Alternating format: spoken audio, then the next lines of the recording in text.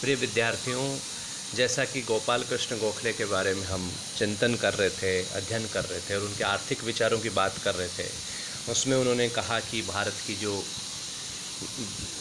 गरीबी गरीब स्थिति है, जिसमें इतनी जनसंख्या का बड़ा हिस्सा गरीब है, उसका कारण है कि भारत में सैनिक व्यय में अत्यधिक खर्चा किया जाता है, प्रशासनिक व्यय में अत्यधिक खर्च किए जाते हैं।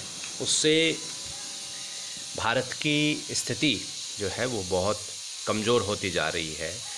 इसलिए उन्होंने सैनिक व्यय में कमी का समर्थन किया और उसका जो सैनिक व्यय में अत्यधिक मात्रा में किया जाने वाले खर्चे का विरोध किया। इसलिए उन्होंने सुझाव दिया कि भारतीय अधिकारियों की या सेना में भारतीय लोगों की अधिकाधिक नियुक्तियाँ की जाएँ, ताकि वो अंग्रेज़ अधिकारियों की तुलना में कम वेतन में, कम भत्तों में काम कर सकें। इसी तरह उन्होंने रेलों के विस्तार का विरोध किया। इसमें उन्होंने अंग्रेजी सरकार की जो मंशा थी उस पर प्रश्न चिन्ह लगाया।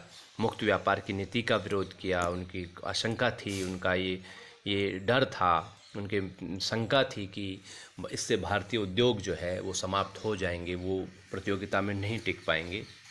इसी तरीके से उन्होंने ग्रामीण जो ऋणग्रस्तता है उसके ऋणग्रस्तता जो है उसके प्रति उनकी चिंता थी और वो कृषि में सुधार पर बल देते थे।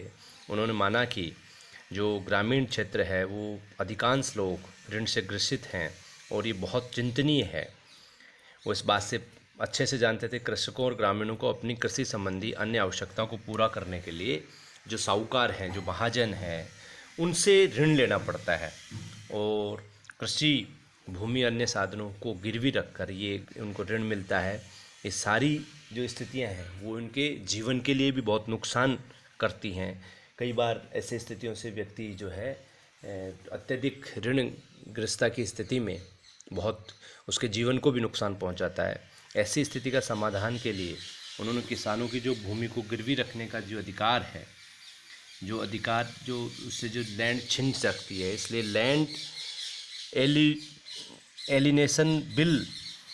एलिनेशन बिल में गोखले को एक जो है उसमें उन्होंने एक नकारात्मक कदम बताया और इसका कड़ा विरोध किया। गोखले का सुझाव था कि सहकारी जो साख समितियां हैं इनकी स्थापना होनी चाहिए, जो कम इंटरेस्ट पे, बिल्कुल कम उस पर जो है ग्रामीणों को ऋण मिल सके, कृषकों की जो वित्तीय स्थितियाँ उनको सुधार हो सके और एक संस्थागत व्यवस्था को सरकार के द्वारा स्थापित किया जाना चाहिए। जो सरकार जो है इस तरह की व्यवस्था करे ताकि लोगों को जो उसकी वित्तीय आवश्यकताएं हैं कहीं ना कहीं वो पूरी हो सकें। नहीं तो किसानों की स्थिति या जो ग्रामीणों की स्थिति है वो बहुत दयनीय हो जाएगी, कमज़ोर हो जाएगी। गोखले इस बात को जानते थे। भारतीय कृषि जो है अत्यधिक विपरीत परिस्थितियों से गुजर रही है। वे कृषि के क्षेत्र में जो है तकनीकों का समर्थन करते थे। उत्पादन हेतु वो बीज, खाद, सिंचाई को समुचित जो साधन है उसमें जो है वो उसमें जो उसकी बात करते थे। इनमें सुधार होना चाहिए, साधनों की व्यवस्था वो अच्छी होनी चाहिए, उत्पादित माल का जो विक्रय है वो कृषकों के हितों के अनुसार हो, उसको अपनी फसल है उसका समुचित मूल्य उसको मिल सके। इस रूप में भारतीय किसानों की स्थिति सुधर सकती है। उन्होंने कुटीर उद्योगों को नष्ट करने के लिए ब्रिटिश शासन की जो नीतियाँ थी उस पर कड़ी आलोचना की। उन्होंने ग्रामीण विकास के लिए जो है कुटीर उद्योगों की स्थापना पर, उनके प्रोत्साहन पर बल दिया कि उनको प्रोत्साहित किया जाना चाहिए। गोपाल कृष्ण गोखले ने जनता पर जो करों का जो भार था उसको कम करने पर बल दिया। उनका मानना था कि इतने कर अधिक डाल दिए गए जिससे कि ग्रामीण जनता बहुत उसकी स्थिति दयनीय होती जा रही है। उन्होंने आलोचना करते हुए कहा, सरकार द्वारा जो मनमाने तरीके से जो करों में वृद्धि की जा रही है और जो उपभोग की वस्तुएं हैं उनकी कीमतें जो हैं जनता पर कष्ट बढ़ा रही हैं। तो कर व्यवस्था में उन्होंने सुधार की बात की। उसमें उन्होंने कहा कि अकाल के समय भू राजस्व की पूर्णतया माफ़ी होनी चाहिए, आयकर से उन्मुक्ति की सीमा में वृद्धि की जानी चाहिए, सूती वस्त्र का उत्पादन और उसका शुल्क जो है समाप्त किया जाना चाहिए, नमक कर में कमी की जानी चाहिए और इस व्यवस्था को पूरी तरह समाप्त किया जाना चाहिए। अंत में से नमक कर, सूती वस्त्र के उत्पादन पर जो लगने वाला जो टैक्स है उन पर उसको समाप्त किया जाना चाहिए, आयकर की सीमा में वृद्धि की जानी चाहिए।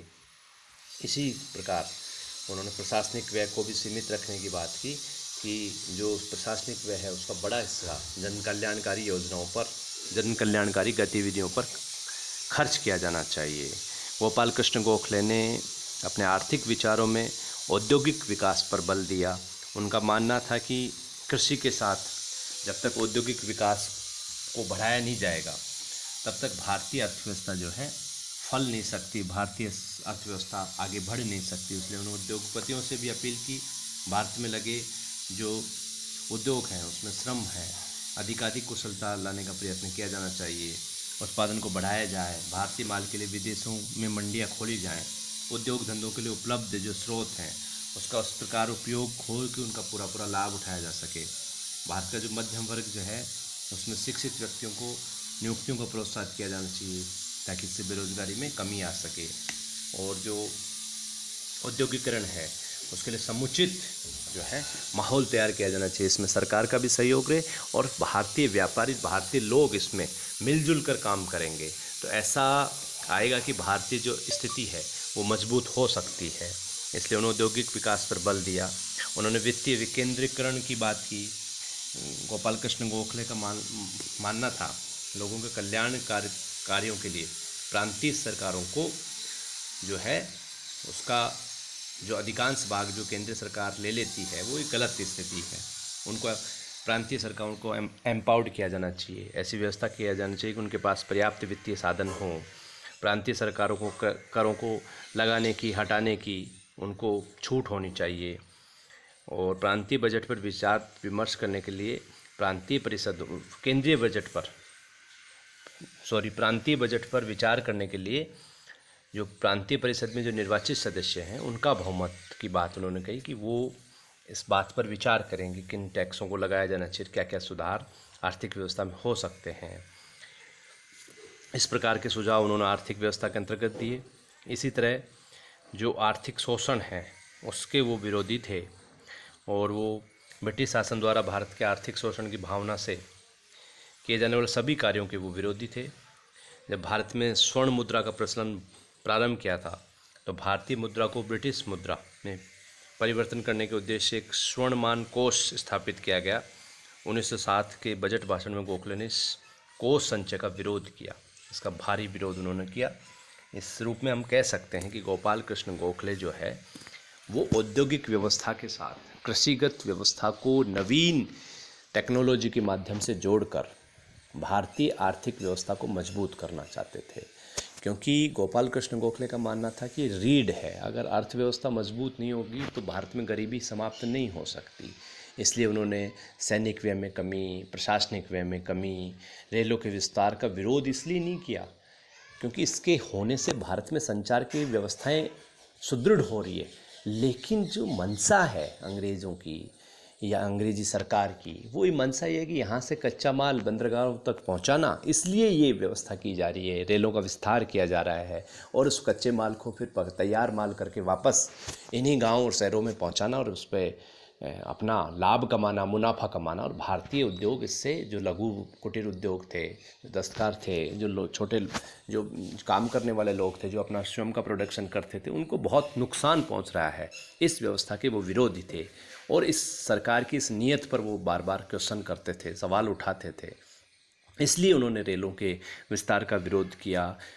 इसी प्रकार उन्होंने मुक्त व्यापार की नीति, उद्योगों को विदेशियों के साथ, भारतीय उद्योगों को विदेशों के साथ प्रतियोगिता कराए जाने का उन्होंने विरोध किया कि भारतीय उद्योगों को जब तक सरकार संरक्षण नहीं देगी, उनको बढ़ाएगी नहीं, तब तक वो कैसे उसमें अंतर्राष्ट्रीय व्यवस्था में वो टिक पाएंगे। इसलिए उन्होंने कहा कि मुक्त व्यापार की नीति भारतीय उद्योगों को समाप्त कर देगी। इसलिए भारत की सरकार को, अंग्रेज़ी सरकार को संरक्षण की नीति अपनाई जानी चाहिए और वहाँ के व्यापारियों को अत्यधिक जो सुविधाएं दी जा रही हैं विदेशी व्यापारियों को, वो नहीं दी जानी चाहिए, बल्कि भारतीय व्यापारियों को दी जानी चाहिए। इसी प्रकार जो ग्रामीण क्षेत्र में जो ऋणग्रस्तता की स्थिति थी, जो स्थितियाँ खराब थी, उसको उन्होंने उन पे अपने विचार व्यक्त किए और ब्रिटिश सरकार के समक्ष रखा कि ग्रामीण लेवल पर छोटे छोटे स्तरों पर सहकारी समितियों की स्थापना की जानी चाहिए, जो संस्थागत ढांचा तैयार हो, छोटे छोटे लोन दिए जाएं, उनकी आर्थिक स्थितियों को बहाल करने के लिए, उनकी जो ज़रूरतें हैं उनको अपनी ज़मीन को गिरवी नहीं रखा जाए सेठ साहूकार के पास। इसी संदर्भ में उन्होंने इस तरह का जो बिल था, लैंड एलिनेशन बिल, जो उनकी ज़मीन को गिरवी रखकर उनको कानूनी अधिकार देता था सेठ साहूकारों को, उसका उन्होंने विरोध किया। इसी प्रकार जनता पर जो टैक्सेस लगाए जाते थे भारी मात्रा पे, उनको कम करने का उन्होंने बात कही। औद्योगिकरण विकास पे बल दिया कि खेती के साथ साथ उद्योगों को बढ़ाया जाए, और वो वित्तीय विकेंद्रीकरण की बात करते थे। प्रांतों को अधिकार दिए जाएं कि वो अपने अर्थव्यवस्था का संचालन किया जा सके, और केंद्रीय सरकार अर्थव्यवस्था का अधिकांश हिस्सा प्रांतों को दे, ताकि वो अपनी आवश्यकताओं की नीति बनाकर, अपनी आवश्यकता के अनुरूप नीतियाँ बनाकर, जन कल्याणकारी योजनाएं बनाकर वो इस कार्य को संचालित कर सकें। धन्यवाद।